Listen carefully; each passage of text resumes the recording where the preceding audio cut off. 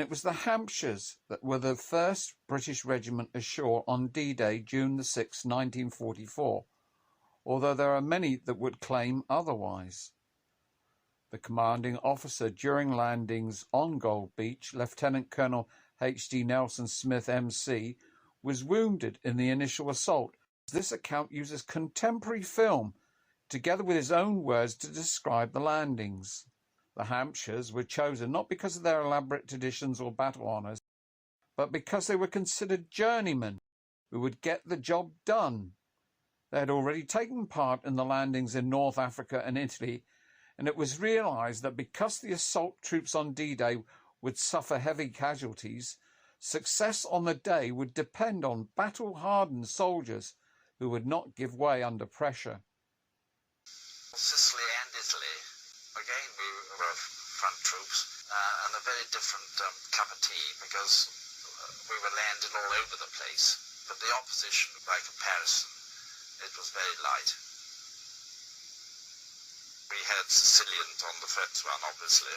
They were holding the coastline, whereas the Hermann Goering division was inland, just waiting to see where we landed. Much the same happened in Italy. We landed at night in Little Bay. There was nobody there at all, in fact. Before D-Day, the Hampshires were based in a transit or sausage camp in the New Forest between Lyndhurst and Beaulieu.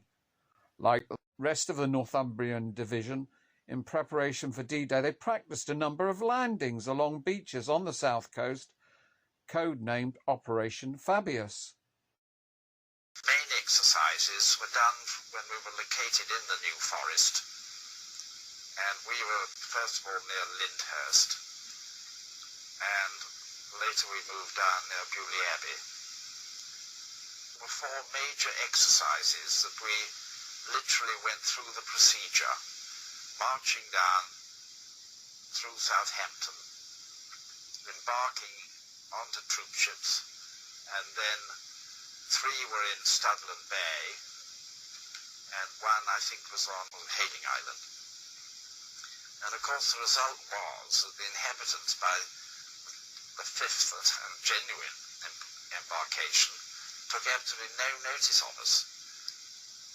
It was just another exercise as far as they were concerned. Eventually, on June the 6th, 1944, D-Day arrived, yet in the initial stages it appeared as though the worst enemy was going to be the weather. Owing to bad weather, the worst in June for 20 years, D-Day had been postponed 24 hours by General Eisenhower. The soldiers had been living in cramped conditions on board their troop ships for the previous 5 days. It was the weather which was again to play a devastating part on D-Day itself. As the soldiers embarked at 6 a.m. into their small 10-men assault craft, 7 miles from the Normandy coast, there was still a 4-foot sea running and very poor visibility. When about 4 miles away, the coast could be seen dimly through the haze, and morale was raised by the roar of the naval guns in close support. Heavy concentrations of fire by the Royal Navy ships and RAF bombers on the German defences had been planned to take place before the landings. However, due to bad visibility, all this bombardment overshot, and the enemy positions escaped untouched, including those at La Hamel, as we're soon to find out. Lieutenant Colonel H.D. Nelson Smith goes on to describe the sandbars and cross-currents that also seemed to conspire against the landings. Several landing craft encountered sandbars on which they grounded. Thinking this was the beach proper, our naval crews lowered the ramps, and the leading troops jumped out into 6 foot of water. In their heavy equipment, they sank like stones. Some others, struggling on the surface, were then run over by their own craft, which surged forward with its lightened load. Because of the weather, the tide was much higher at this hour than normal, and it helped to hide many of the underwater beach obstacles, which were sharp steel rods with mines lashed to them. Finally, there was a strong cross-current, and instead of our companies assaulting Le Hamel from the front, they found themselves landed 200 yards further down the beach in a disastrous crossfire situation. Despite the best preparations, things do not always go according to plan. The Hampshires had 4 rifle companies as their main assault troops. 2 were to make a direct frontal attack against the main defensive position at Le Hamel, a small coastal village on a headland. Here the Germans had built a large concrete hospital cum strong point, and a number of fortified houses and pillboxes. These had commanding views both out to sea and along the invasion beaches. The 2 other companies were to attack further along the beach through barbed wire fences and minefields and across the sand dunes, and then capture the town of Asnell, a mile inland. As the assault troops closed to within 100 yards of the beach, the first enemy fire was met, but no casualties resulted. It was still the sea that remained the main problem at this stage. Lieutenant Colonel H.D. Nelson Smith describes how the Hampshires were, as he says, on their own in the early stages of the landings, facing intense enemy fire. Much needed support in the form of artillery and amphibious tanks, and more specialized ones called flails, designed to beat a path through the minefields, were scheduled to land with our troops at this time. Also, Royal Marine assault craft with small cannons aboard were to silence the enemy positions as the attack went in. None of this support arrived in the early stages of the beach battle, and the infantry were on their own.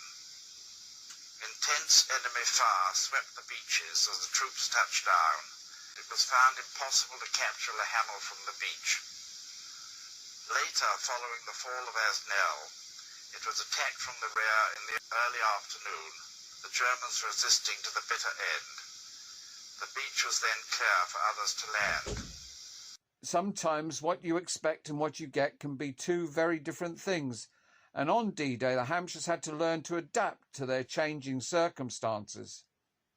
I remember telling those troops we would be only finding rubble, barbed wire, and a lot of wrecked defences, because this bombardment was most impressive planning. I merely dismiss it as naval and air force and this and that on this thing. On paper and on planning, it looked as if the enemy Atlantic wall was going to be completely shattered. Owing again, as I say, to the weather, nothing from the air got there. The Navy nor the Air Force got a single hit on the coastal defences. And then, because of the tide and the rough seas, the tanks, they were called DD tanks. They had a great sort of canopy around the top of the tank to stop water getting in. And they were supposed to land with us. They sank, and the artillery were also in an open craft and were supposed to be firing on the way in. They never turned up. We would have thought in their launches these Royal Marine commandos who were dead behind us and firing like crazy, or supposed to fire like crazy at short range at the enemy defences would be there, but they weren't either. And as I say, the whole planning went to hell because of the rough sea. And that's really why our casualties were so high. In 12 hours, we suffered 60 officers and men killed and 120 injured. Despite all their setbacks and heavy casualties, the Hampshires went on to capture their final D-Day objective right on schedule that evening. These objectives included a number of heavily defended strong points and a radar station along a 5-kilometre stretch of the Normandy coast, as well as the strategically significant port of Arromanches, which was to be the base for the British Mulberry Artificial Floating Harbour until a deep water port could be captured. The story goes that when the acting commander on the day was approached by the officer in charge of the operation, he was concerned because of the number of casualties suffered by the Hampshires when not all the objectives were achieved.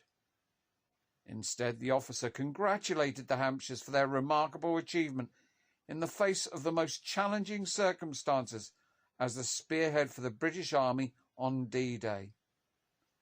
In 1946, the Hampshire's wartime service was officially recognised when the status of the regiment was changed to the Royal Hampshire Regiment.